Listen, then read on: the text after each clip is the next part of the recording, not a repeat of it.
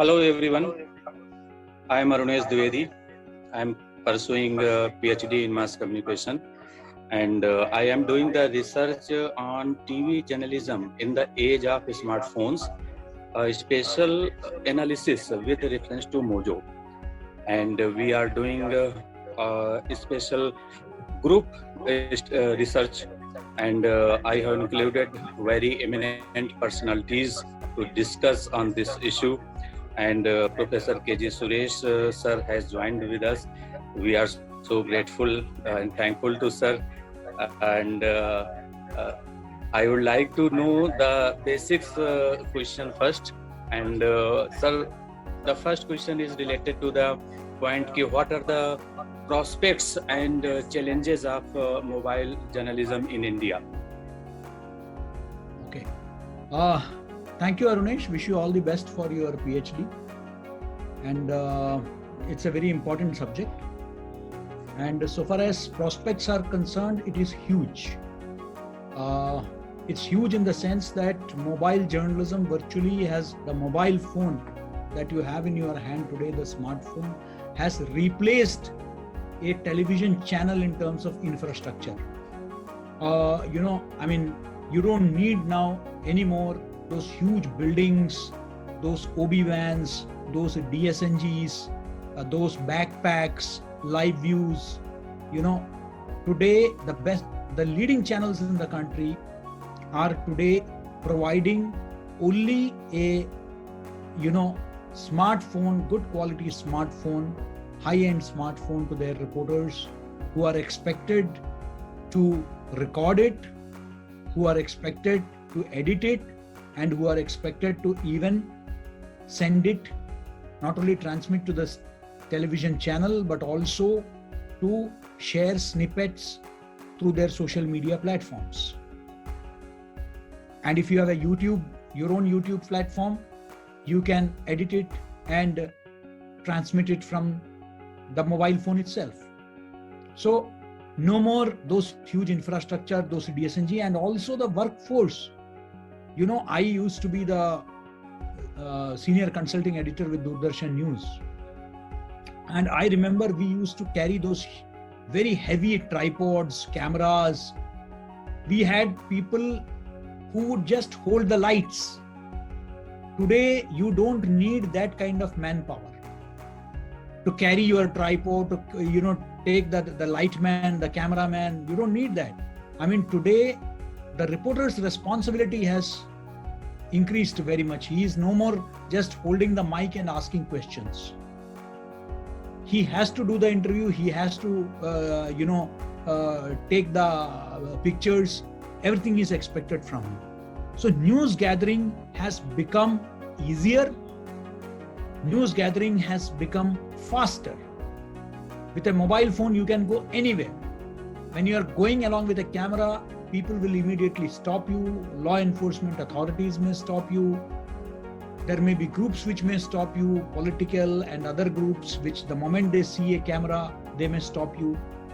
Then you also tend to, in a way, generate some kind of an artificial crowd, which will come and indulge in slogan shouting if you are talking to somebody. It may not be very natural, but because they see the camera, immediately it draws the attention of everyone, the huge cameras, the lights. But if you are carrying a mobile phone, you can be very quiet and you can go to one corner and do your job. And it doesn't attract much media attention. Apart from the fact that it has, though I disagree with the term citizen journalism, I believe that content creation, the user-generated content is being generated extensively today. Right from cities to villages to suburban areas, you would find that people have become content creators. Of course, right. I believe that journalism requires training. So the prospects are huge. People have started their own YouTube channels there on the strength of their mobile phones, on the strength of Mojo, and they are earning money. So I think that it has democratized. I would say it has democratized media content in a big way. It has become the voice of the voiceless. you know. Right. So I think that in terms of it's a huge opportunity out there. Right.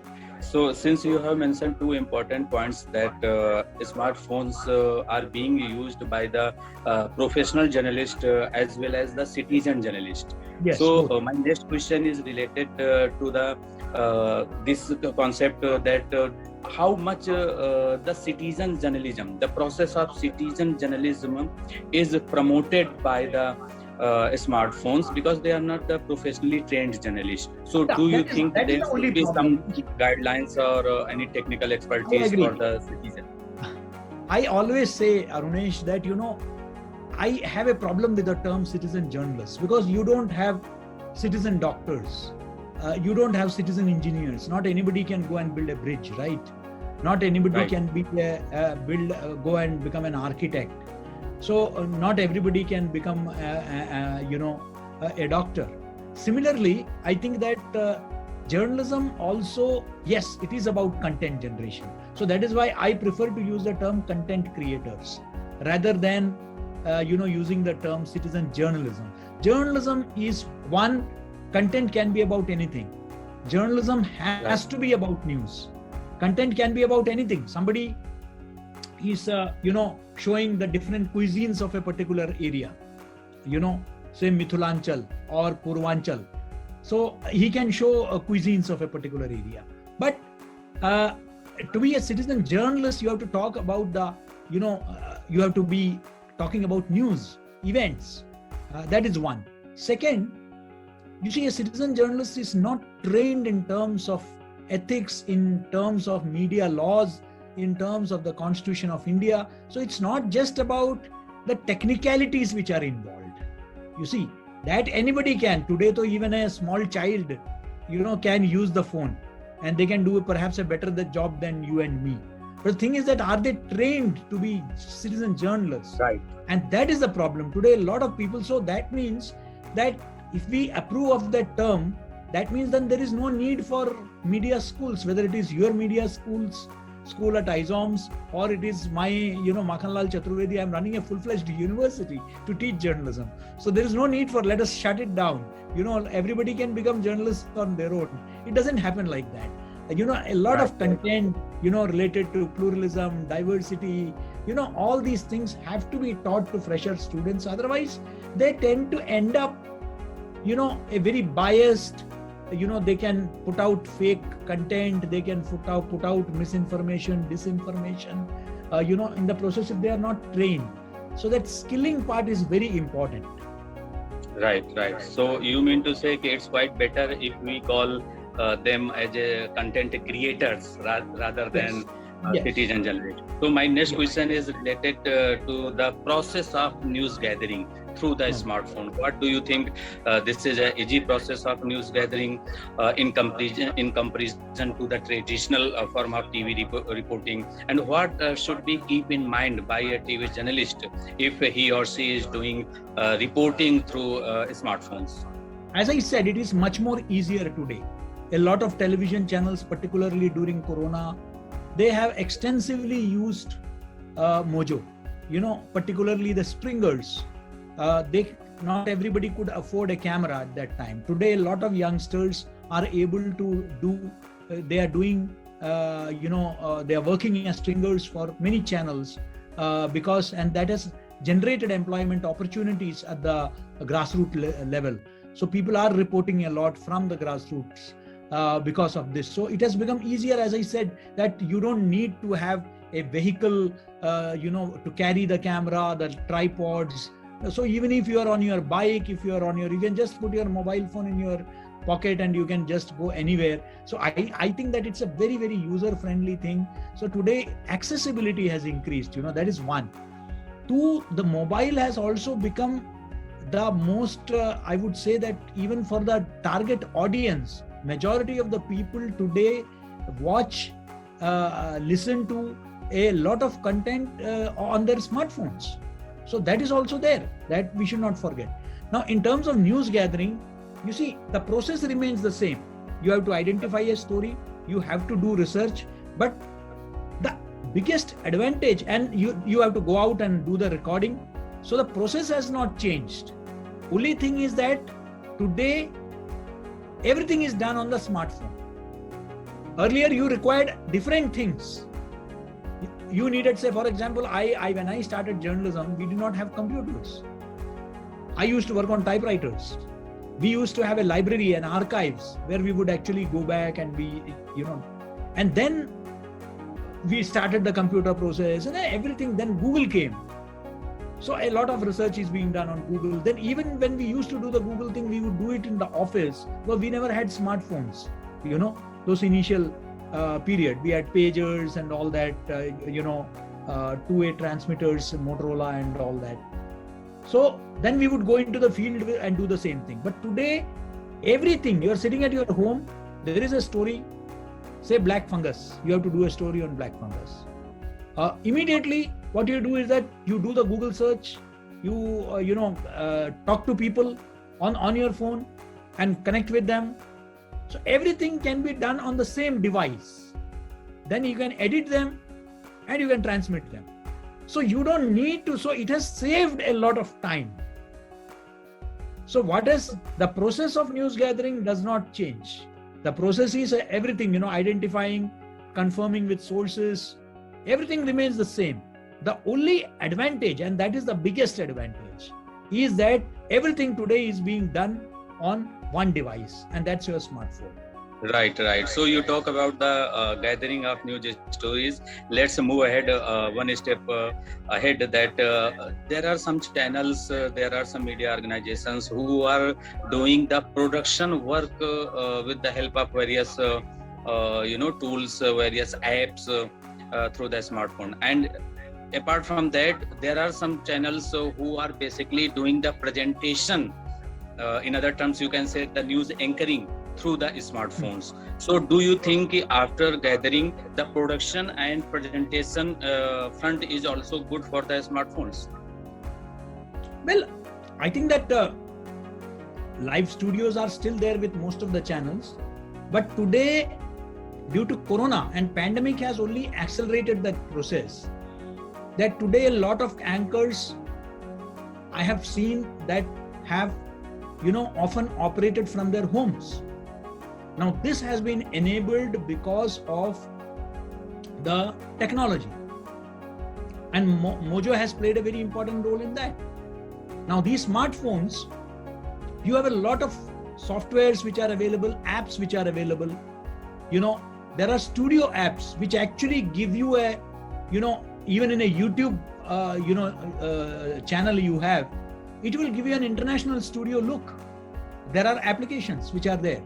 Similarly, say your editing can be done on, you have KineMaster, for example. Now KineMaster is there. KineMaster, you can do your editing. There are both the free version and the paid version. Of course, in the free version, you have the watermark. The watermark will be there, so it will show. But in the paid version, you don't have that. So nobody will come to know that you have done it through a. So you have very good softwares. You have teleprompter softwares.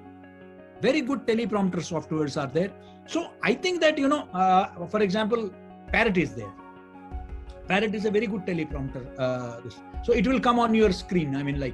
So I think that everything is today, now if a teleprompter is there, if a studio app is there, what more does an anchor require? So presentation also, it is possible. Why not? So that's what I told you. The infrastructure, the brick and mortar structure is no more that relevant. So you don't need huge investments.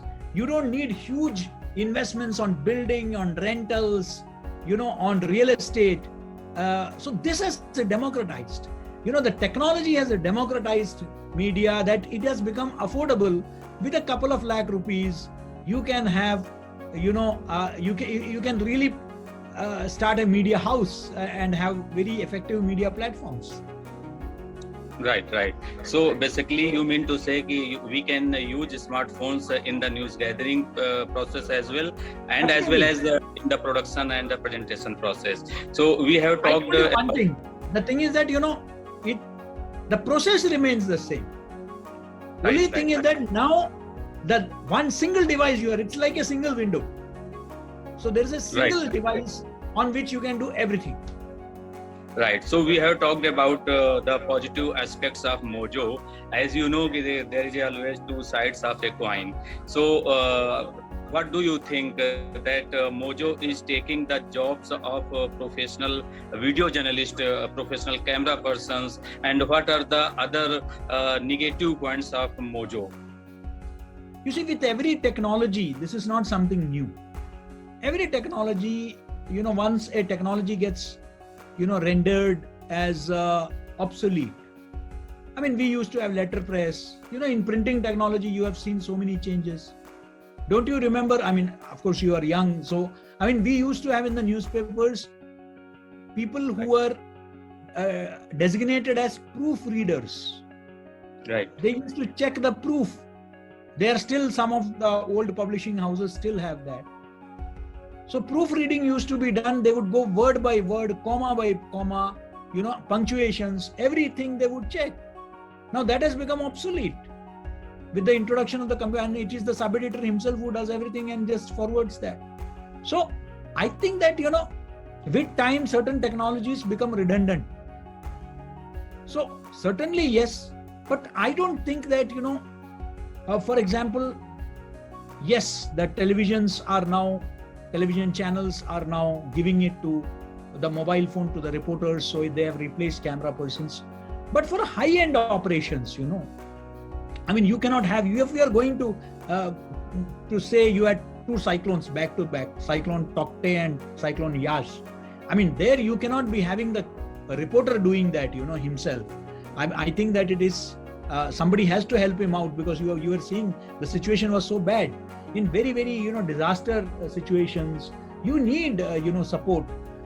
Then secondly, please remember, for high quality, for example, you have these travelogues, under the sea shoots, and all that also. Even today, heavy cameras are being used, even by international organizations, whether it is Discovery or, so wildlife recording. So, but smartphones are increasingly, their pixels, their quality, their technology is now up to the level of some high-end cameras.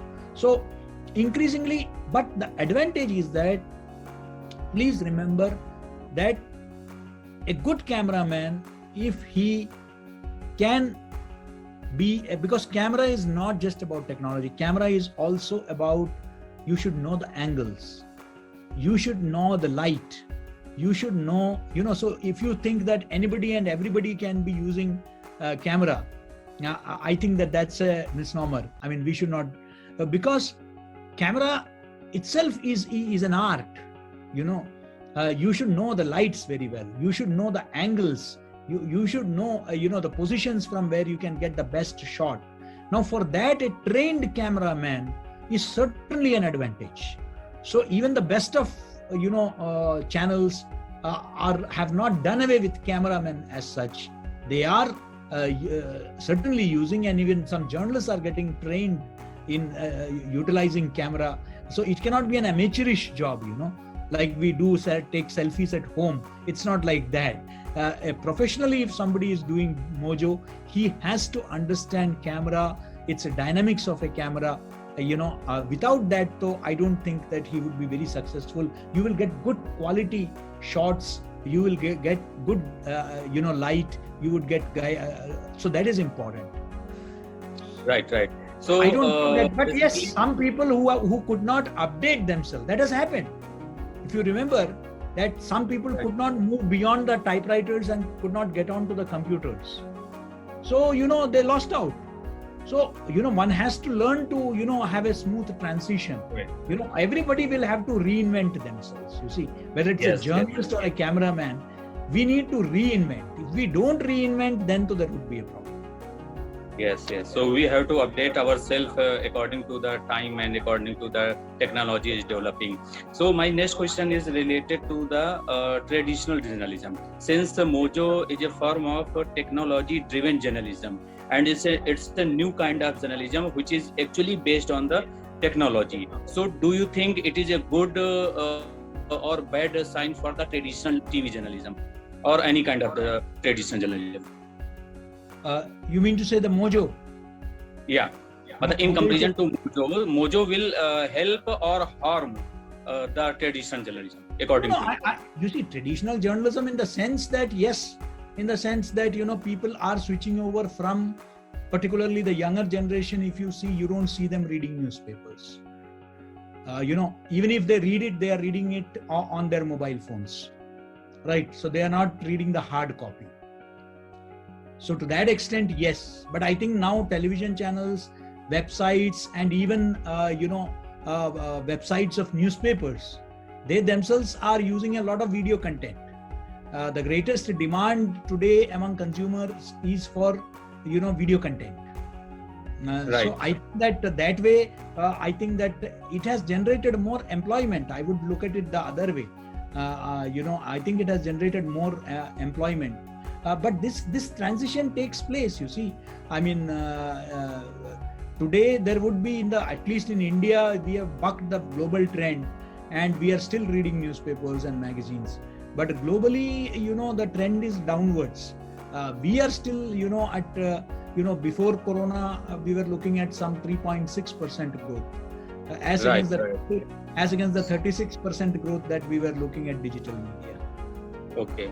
So basically, smartphone has also promoted the digital journalism. In other sense, you can say, Absolutely. yes, it's not only impacted on TV journalism, it's also promoting the digital journalism. You can use your smartphone for your YouTube channel and for other things. So my last question is that, what do you see the future of Mojo in our country?